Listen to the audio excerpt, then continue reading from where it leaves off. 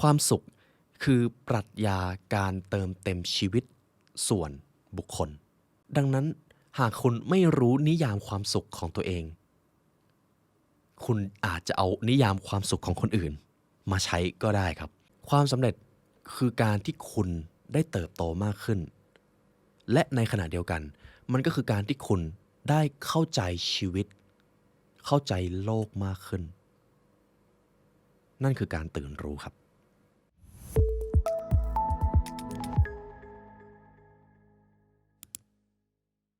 ถ้าคุณรักในการพัฒนาตัวเองครับทุกท่านโปรดกด Subscribe ให้ The Library เพื่อเป็นส่วนหนึ่งของ1 ล้านซับด้วยครับได้ไหมครับกดข้างล่างเลยครับผมอยากให้ทุกท่านลองคิดตามผมนะครับเคยสังเกตไหมครับคนที่ประสบความสำเร็จโดยเฉพาะในระดับโลกหรือคนที่มีภาวะผู้นำที่สูงพวกเขาจะมีความสามารถในเรื่องของคนทุกคนครับดังนั้นจึงไม่ใช่เรื่องเกินจริงเลยครับหากคุณมีความสามารถในเรื่องของคนรวมไปถึงภาวะผู้นำความสำเร็จของคุณจะไม่มีขีดจำกัดเลยคุณจะไปได้ไกลเท่าที่คุณอยากจะไปครับด้วยความสามารถนี้แต่ปัญหาที่อาจจะเกิดขึ้นก็คือหลายคนตั้งเป้าหมายไว้แต่อาจจะรู้สึกว่ามันมีบางอย่างที่ฉุดรั้งเอาไว้บางท่านอยากเป็นหัวหน้าแต่รู้สึกว่ายังไม่สามารถทำให้ทีมเดินไปในทิศทางเดียวกันหรือบางท่านยังรู้สึกว่าตัวเองยังขาดบารมีหรือความน่าเชื่อถือในการเป็นผู้นำทุกปัญหาเหล่านี้มีทางออกครับและนี่คือสิ่งที่ท่านจะได้รับจาก Discipline People and Leadership สำหรับคอร์สนี้ครับจะช่วยคุณสร้างวินัยในตัวเองทำสิ่งสำคัญโดยไม่ต้องรอแรงจูงใจพัฒนาทักษะภาวะผู้นำเพราะสุดท้ายแล้วครับการที่เราจะเป็นผู้นำที่ดีได้คนแรกที่เราจะต้องนำให้ได้ก่อนคนนั้นคือใครครับทุกท่านตัวเราเองถูกต้องไหมครับถ้าคุณอยากเป็นคนที่ทั้งมีวินัยและเป็นผู้นำที่แข็งแกร่งคอร์สนี้คือคำตอบสอบถามรายละเอียดเพิ่มเติมแอดไลน์ได้ที่ @thelibrary หรือคลิกลิงก์ใต้ description ได้เลยครับเดี๋ยวพวกเราจะวางไว้ให้เพราะสุดท้ายแล้วระดับความสำเร็จของเราไปได้ไกลกว่าที่เราคิดครับเพราะการเรียนรู้จะทำให้คุณเป็นอิสระ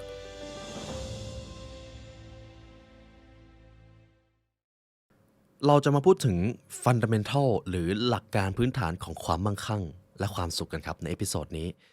สำหรับ EP นี้อาจจะไม่ได้ยาวเลยครับแต่ผมเชื่อว่า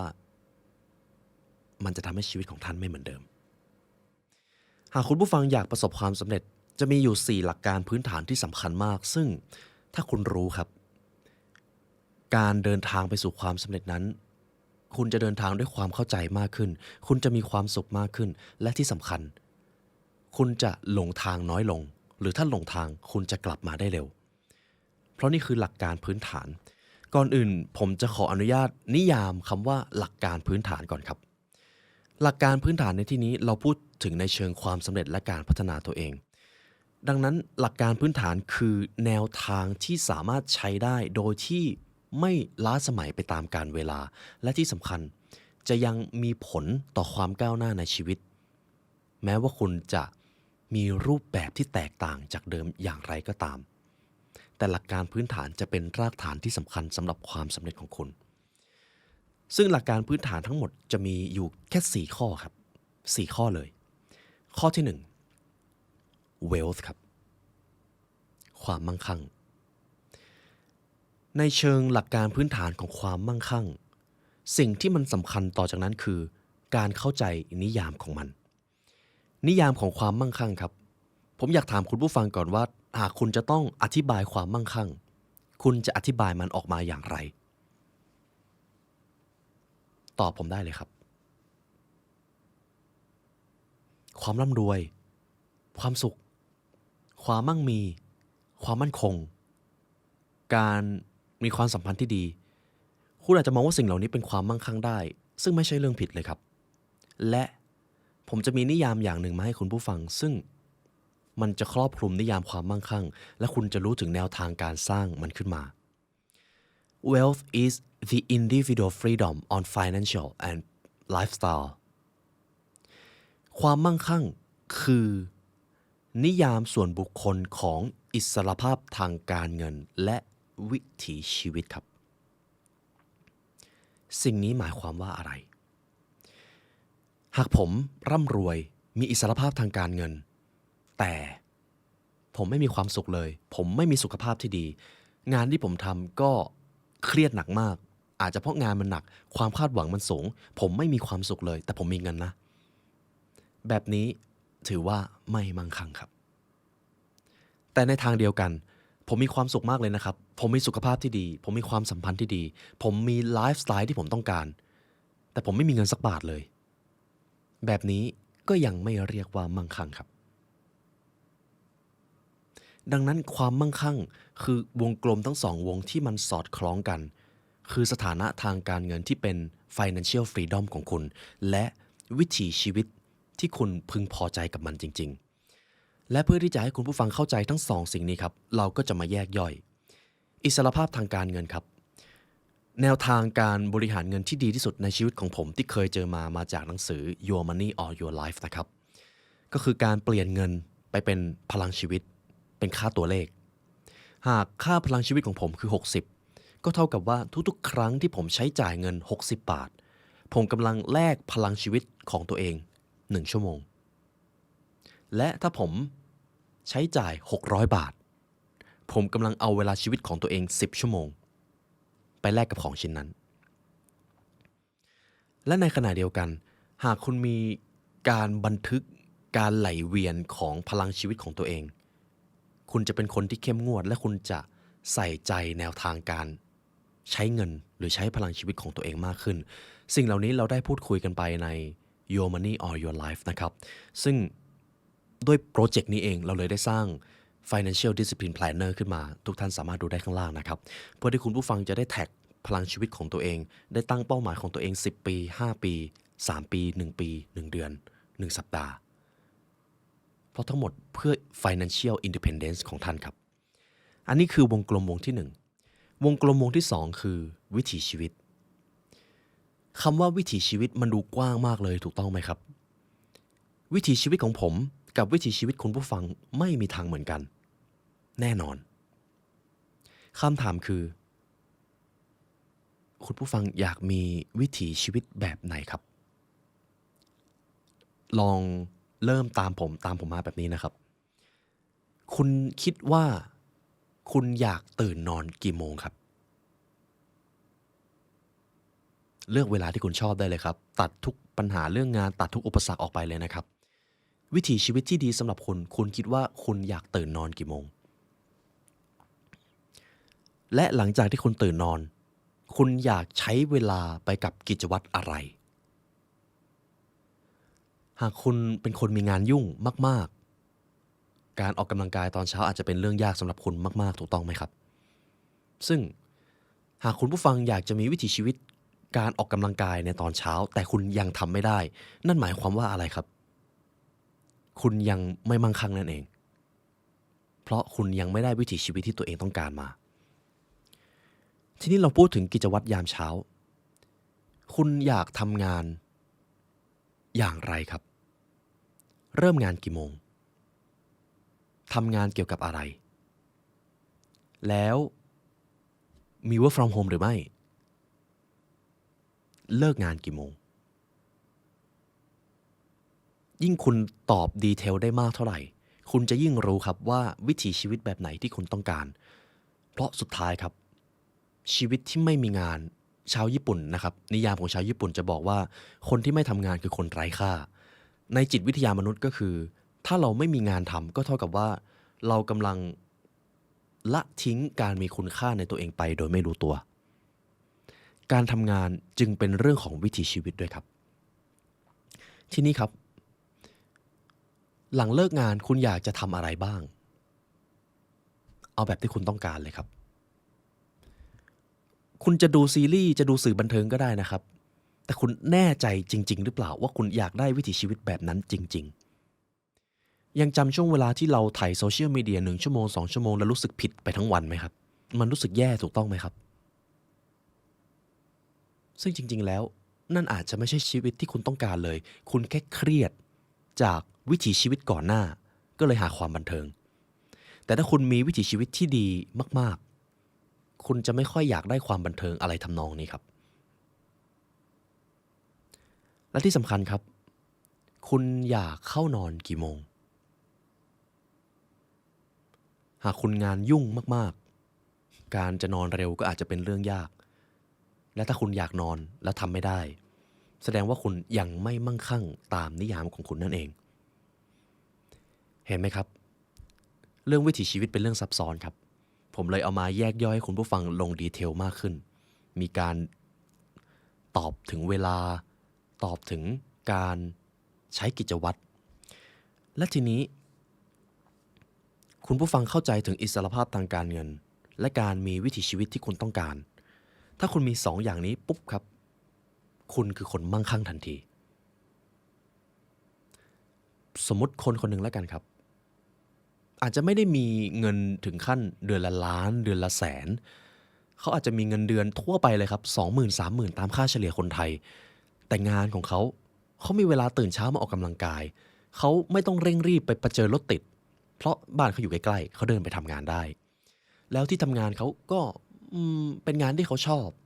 พักกินข้าวก็คือพักไม่ได้มีการให้ทำงานในช่วงเวลากินข้าวไม่ต้องเอาข้าวมานั่งกินหน้าคอมพอถึงบ่ายโมงก็ทำงานตามปกติประชุมเล็กน้อย4 โมงก็เลิกงานกลับบ้านมีเวลาออกกำลังกายมีเวลาอ่านหนังสือ3 ทุ่มนอนตื่นมาอีกทีตี 5แล้วก็ทำกิจวัตรนี้แล้วเป็นกิจวัตรที่เขารู้สึกมีความสุขเงินเดือน 20,000 กับวิถีชีวิตแบบนี้อันนี้มั่งคั่งนะครับเห็นไหมครับความมั่งคั่งเป็นเรื่องที่งดงามครับน่าหลงไหลผมเลยเอามาเป็นหัวข้อแรก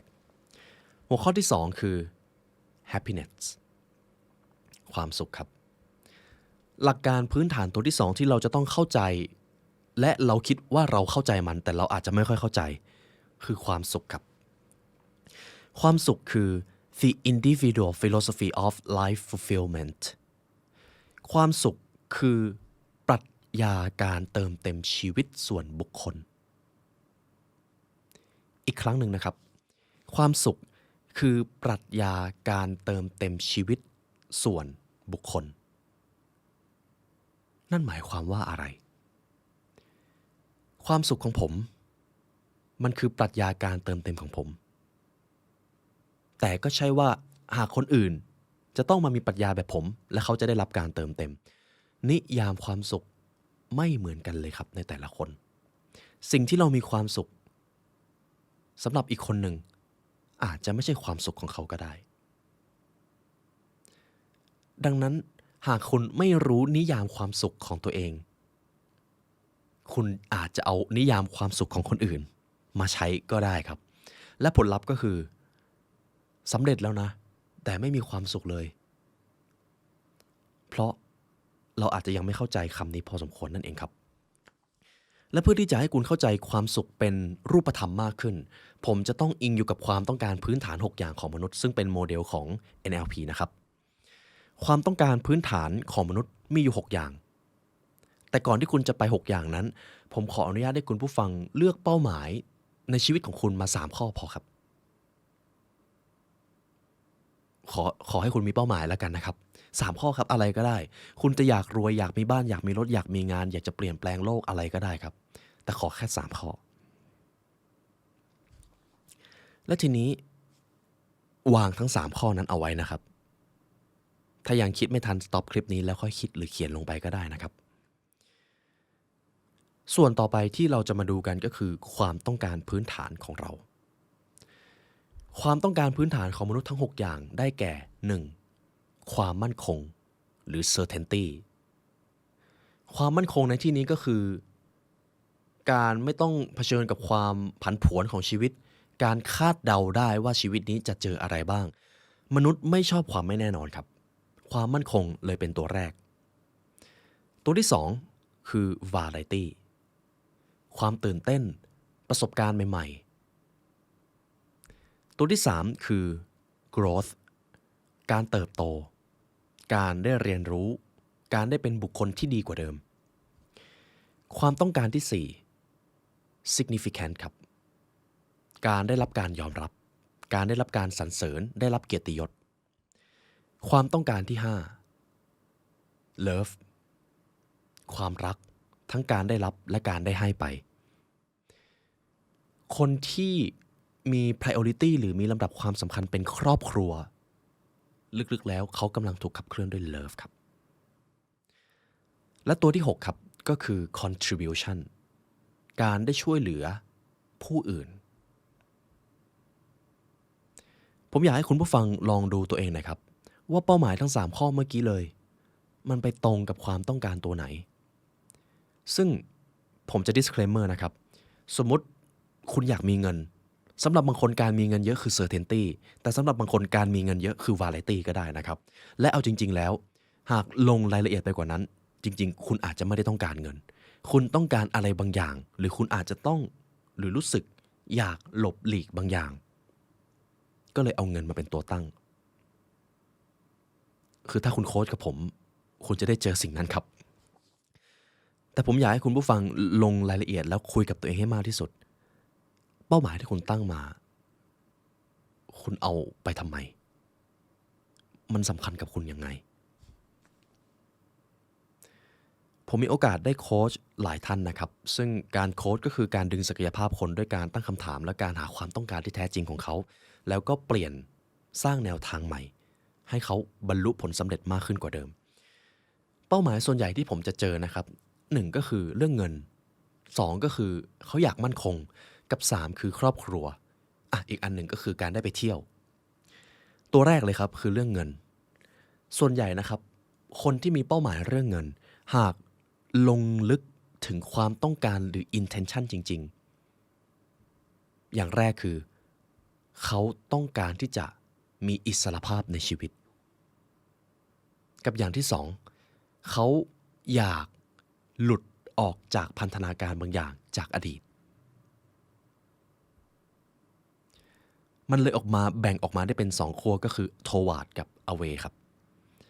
บางคนมีความต้องการในเชิง toward ก็คือพร้อมที่จะไปข้างหน้าพร้อมที่จะเห็นถึงความสวยงามในเป้าหมายในขณะบางคนมีเป้าหมายแบบ away ก็คือกำลังว่ายน้ำหนีฉลามไม่มีความสุขเลยแต่กำลังเดินหน้าแต่จะต้องหันหลังกลับมาเผชิญกับความกลัวของตัวเองทุกครั้งไป อันนี้คือสิ่งที่ผมเจอนะครับในการที่เจอคนที่ตั้งเป้าหมายเป็นเงินแต่เมื่อคุยลึกไปอีกเขาอยากมีอิสรภาพเพราะเขาอยากเป็นตัวของตัวเองแบบนี้ก็มีนะครับความต้องการที่สองครอบครัวคนที่มีความต้องการมีความสำคัญเป็นเรื่องของครอบครัวก็คืออยากจะส่งมอบความรักอยากจะได้รับความรักแต่ในขณะเดียวกันสำหรับบางคนการมีครอบครัวอาจจะเป็น certainty ก็ได้ครับหรืออาจจะเป็น contribution ก็ได้ครับได้ช่วยเหลือครอบครัวอยากทำให้คนในครอบครัวมีความสุขซึ่งคุณผู้ฟังจะต้องหาแรงขับเคลื่อนของตัวเองในแต่ละเป้าหมายให้เจอครับสำหรับบางคนอยากไปเที่ยวอยากมีอิสรภาพอยากที่จะเจอ variety เจอประสบการณ์ใหม่ๆแต่บางคนการไปเที่ยวอาจจะเป็น significant ก็ได้หากคนนั้นอยากไปเที่ยวเพื่อที่ว่าจะได้มีรูปไปลงโซเชียลมีเดียความต้องการของคุณคืออะไรครับแต่สิ่งที่สำคัญคือมีแค่คุณผู้ฟังเท่านั้นที่จะต้องนิยามความสุขของตัวเองให้เจอครับมิฉะนั้นจะมีนิยามความสุขของคนอื่นมาอยู่กับคุณแทนครับเอาล่ะครับ fundamental ตัวที่3หรือหลักการพื้นฐานตัวที่3คือความสำเร็จ success นิยามความสำเร็จของคุณผู้ฟังผมอยากให้คุณช่วยลองคอมเมนต์ดูหน่อยนะครับว่านิยามความสำเร็จของคุณคืออะไรเพื่อที่ว่าเราจะได้เห็นว่าโลกของเราแตกต่างกันขนาดไหนและผมเชื่อว่าคอมมูนิตี้นี้เราชื่นชมกันเราไม่ตัดสินกันผมอยากให้คุณลองคอมเมนต์หน่อยครับนิยามความสำเร็จของคุณคืออะไรเดี๋ยวผมให้เวลา30 วินาทีครับจับเวลา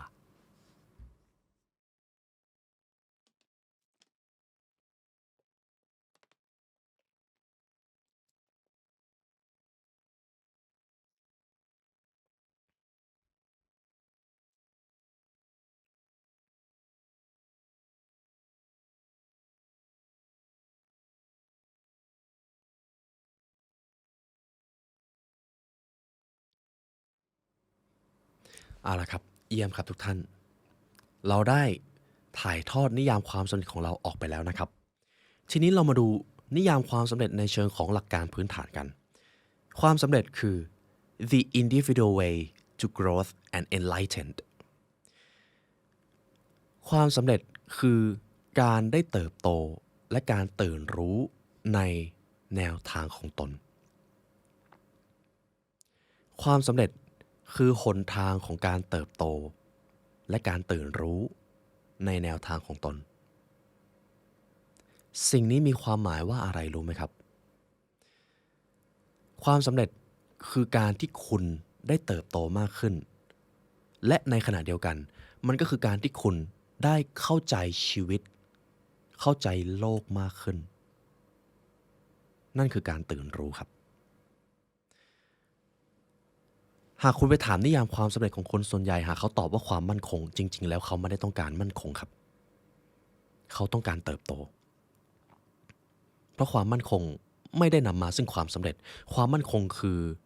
ต้นไม้ที่ไม่โตแล้วแต่ถ้าหากคุณอยากสำเร็จคุณจะต้องออกจากความมั่นคงเพื่อที่คุณจะได้เติบโต growth นั่นเองและในขณะเดียวกันความสำเร็จในกระบวนการระหว่างทางคุณผู้ฟังได้เรียนรู้คุณผู้ฟังได้พัฒนาความคิดได้พัฒนาตัวเองนั่นก็คือแนวทางความสำเร็จอย่างที่คุณกำลังทำอยู่ตอนนี้นี่คือสิ่งที่ถูกต้องแล้วครับคุณกำลังประสบความสำเร็จอยู่ตอนนี้เลยเพราะคุณกำลังเติบโตอยู่นั่นเองนั่นหมายความว่าความสำเร็จจริงๆง่ายกว่าที่เราคิดครับและเราสามารถประสบความสำเร็จได้ทันทีเลยก็คือทำให้ตัวเองเติบโตและเมื่อเราเก็บความสำเร็จไว้เยอะๆความสำเร็จที่ยิ่งใหญ่ที่เป็นผลลัพธ์มันจะตามมาเองและผมเชื่อครับหากคุณผู้ฟังคลิป The Library เกิน100 คลิปคุณสำเร็จแน่ๆไม่ตอนนี้ก็ต่อจากนี้หรือหากพูดในแง่การเติบโตคุณประสบความสำเร็จแล้วครับทีนี้ครับเรามาดูฟันดัมเมนทัลตัวที่4คุณผู้ฟังอยากมี wealth ความมั่งคั่งถูกต้องไหมครับ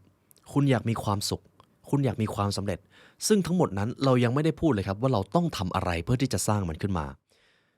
ทั้งหมดจะต้องพึ่งตัวสุดท้ายครับซึ่งเป็นฟันดัมเมนทัลสำคัญมาก discipline ครับวินัยวินัยคือความสามารถในการเผชิญหน้ากับชีวิต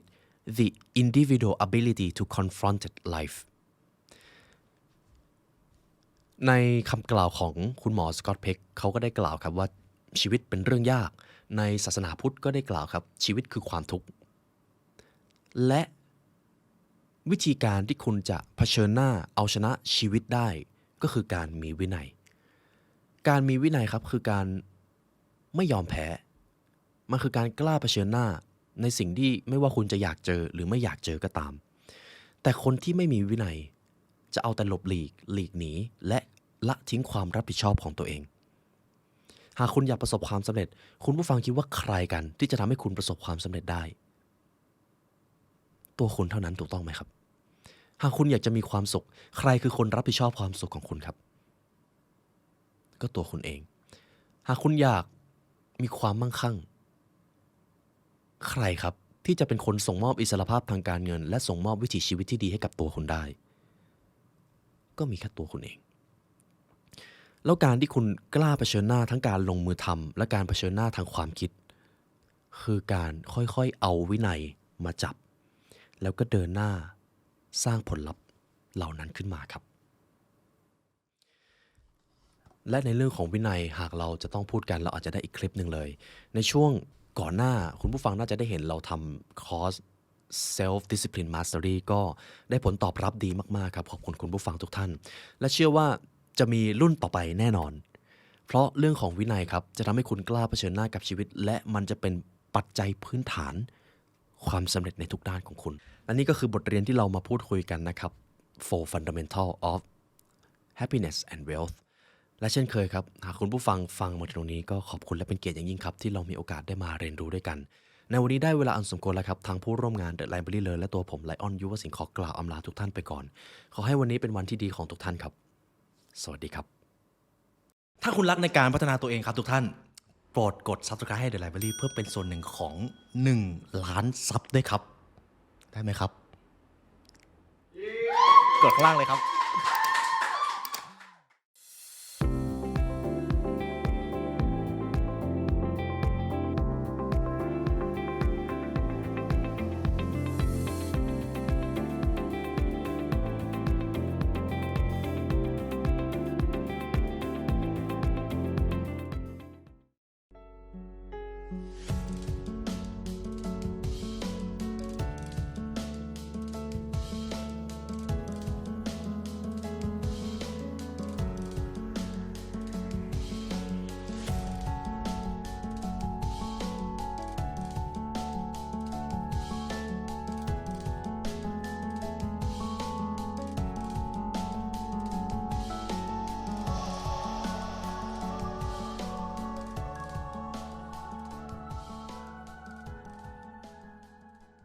ผมอยากให้ทุกท่านลองคิดตามผมนะครับ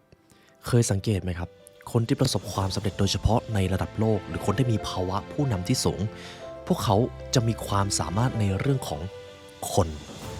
ทุกคนครับดังนั้นจึงไม่ใช่เรื่องเกินจริงเลยครับหากคุณมีความสามารถในเรื่องของคนรวมไปถึงภาวะผู้นำความสำเร็จของคุณจะไม่มีขีดจำกัดเลย